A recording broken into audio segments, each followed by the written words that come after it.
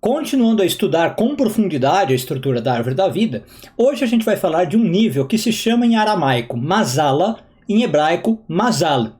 E é uma palavra um pouquinho difícil de traduzir, mas a gente pode traduzir como constelações, definindo inclusive nossa sorte.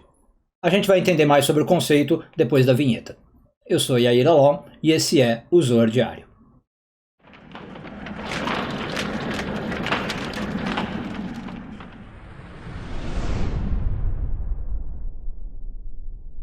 Essa semana continuamos a ler a porção de Haazinu, hoje focando nos parágrafos de 71 a 73 do Zohar, 7º ano de leitura. Pessoal, pode ser interessante ver o vídeo de ontem, tá? Para ser aí mais fácil talvez entender o vídeo de hoje. Não é necessário, mas tá dentro do mesmo tema. Bom, o Zohar continua estudando com profundidade a árvore da vida. E no vídeo de ontem a gente falou da luz que vai de Chokhmah para Binah, como é que ela vai em 32 caminhos e tal. Hoje o Zohar explica que, por causa disso, a gente costuma considerar Chokhmah como o início da transmissão da luz. E aí a gente chama Chokhmah de início, que em hebraico é Reshit. Tá? E tem toda uma série de análises, por isso que Bereshit é o nome do primeiro livro da Torá, porque ele estaria narrando a história da luz de Chokhmah para frente, né? Ou Chokhmah para baixo, se você quiser pensar assim. Mas, na verdade, ela não é o início. Existe coisa antes de Chokhmah, ou acima de Chokhmah, que é a própria Keter, né? A Sfirá de cima de Chokhmah. Só que esse nível de antes de Chokhmah, ele é tão oculto, que é muito difícil falar dele, né? Então, o Zohar às vezes tem alguns artigos que mencionam, mas ele é um nível tão sutil, tão etéreo, que realmente fica difícil colocar em palavras. Ligado ao vídeo de ontem, como eu falei, se a gente entender que de Chokhmah para Binah a luz passa através das letras e dos números, a luz antes de Chokhmah, ela é prévia, anterior a letras e números. É uma luz que eu não consigo nem colocar em palavras e nem mensurar, percebe? É uma luz pré-verbal. É uma luz que eu não tenho como descrever, e o Zohar por isso que não consegue, o Zohar e outros livros da Kabbalah não conseguem falar muito dessa luz. Enfim, é uma luz extremamente oculta, extremamente inacessível para nós, embora, claro, esteja influenciando o nosso mundo e agindo aqui no nosso mundo. Não é à toa que ela é chamada muitas vezes na Kabbalah de Atika, né? É uma palavra aí que refere-se à antiga, tá? Ela é anciã, é a primeira luz que surge, mas também tem uma conotação de oculta, tá? Bom, e aí o Zohar explica que este nível de Chokhmah, eu falei que ele pode ser chamado de Reshit, de início, mas também por uma palavrinha que eu mencionei antes da vinheta, Mazala em aramaico, Mazal em hebraico.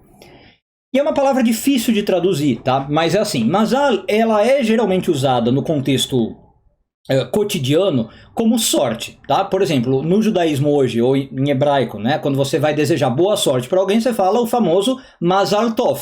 Alguém vai casar, alguém vai ter um bebê, vai acontecer algo bom, né? Você fala Mazal Tov, boa sorte. Desejando que tenha boa fortuna com aquilo que aconteceu, aquele evento que vai acontecer. Na Kabbalah, Mazal está mais ligado a esse nível da árvore da vida. Tá?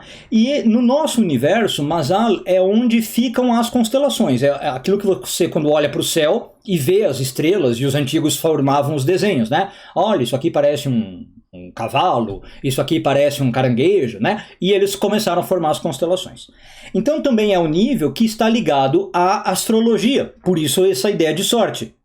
Cada um de nós nasce sob um Mazal. É a ideia, eu sou do Mazal de Sagitário, eu sou do Mazal de Aquário, eu sou do Mazal de Áries, né? É uma constelação que me define e vai definir a minha sorte, tá? Por isso que todo esse conceito de Mazal. Só que, o que o Zohar está explicando? Que existem coisas, portanto, se Chokhmah é esse nível de Mazala, existem coisas que estão acima do Mazal. Né? Existem coisas que não são definidas pelo Mazal. Muita coisa, e quase tudo na nossa vida, é definido pelo Mazal. Tá? Mas tem coisas que vão ficar acima. E neste trecho do Zohar, ele não vai explicar o quê. Tá? Mas ele dá a entender. Tá? Tem outros trechos do Zohar em que ele vai ser mais explícito. E aqui tem duas questões que eu queria falar. Uma delas é um famoso conceito que diz o seguinte: Israel está acima do Mazal, né? Não existe Mazal para Israel. É uma frase que aparece no Talmud. O que essa frase significa?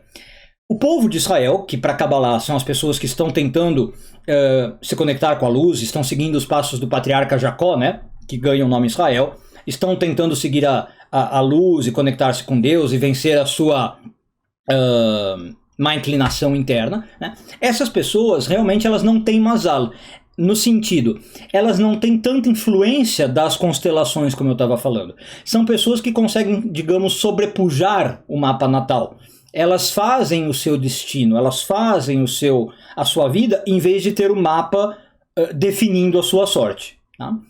Mas o segundo quesito que eu ia falar, bom, e só antes disso, as pessoas que não são Israel e que não fazem essa luta, elas são mais sujeitas ao Mazal, então, né? Quando você lê um mapa dessas pessoas e fala, olha, tá marcado aqui que, sei lá, Júpiter te dá essa característica, Saturno te dá essa característica, são pessoas que realmente vão estar mais sujeitas a terem aquela característica, porque elas não trabalham sobre as suas midot, a gente chama em hebraico, seus atributos, percebe?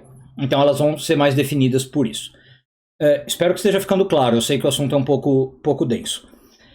Agora, o segundo aspecto tem coisas que, como estão acima do Mazal, mesmo o povo de Israel está sujeito.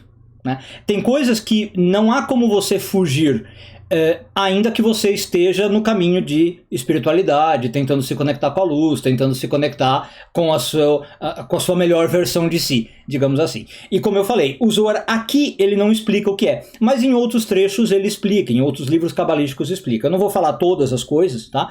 Mas algumas coisas para a gente mencionar. Por exemplo, a questão de vida e morte, obviamente, está acima do Mazal. Não importa o quão espiritualizado você seja, não importa o quanto você esteja trabalhando sobre você, a questão de vida e morte foge das suas mãos, né? Não é você que vai conseguir superar vida e morte. Está predestinado, está marcado que em algum momento você vai ter que morrer, já está definido como é que você vai passar desse mundo, né? Como é que vai ser a sua morte, e isso não tem muito como você fugir, tá? Eu digo não tem muito porque assim, até existe alguma margem de variação, vai dizer a Kabbalah, os seus atos podem realmente influenciar se você vai mais cedo, mais tarde, mas não tem como você sobrepujar totalmente, percebe? Fala assim, eu não vou morrer. Né? Não tem como você falar, eu vou ser imortal e vou vencer a morte. Então aquela velha história, até Moisés, que era Moisés, teve que morrer. Chegou aos 120 anos, uma hora ele fala, que é o que está acontecendo, aliás, nessas porções que estamos lendo, né? Eu estou já muito velho para entrar e sair. Ele fala, eis que eu tenho que morrer. Né? Então, outra coisa que a Kabbalah diz que está acima do Mazal, o poder de construção e destruição, ou de geração e corrupção. Essa é uma lei inexorável da vida. Tudo está sujeito a ser construído e uma hora desconstruir. Você poderia até entender como poder de juventude e de velhice. Também não dá para fugir disso. De novo, por mais elevado que você seja, as coisas tendem a cair, a se decompor. Não existe algo como você ficar sempre na juventude, no auge, na plenitude. Uma hora vai decair, vai decompor. Percebe? Então, o Zohar vem para ensinar isso, que a gente tem o início de Chokhmah para baixo, ali são os 32 caminhos, mas existem coisas anteriores, acima do Mazal, e essas forças humanas, que são na verdade 22 em pares, daria 44, né? Eu teria como inexoráveis, independente do estilo de vida que eu leve, vamos dizer assim, forças que estão acima do Mazal e que regem realmente todos os seres humanos. Um bom dia a todos e tudo de bom.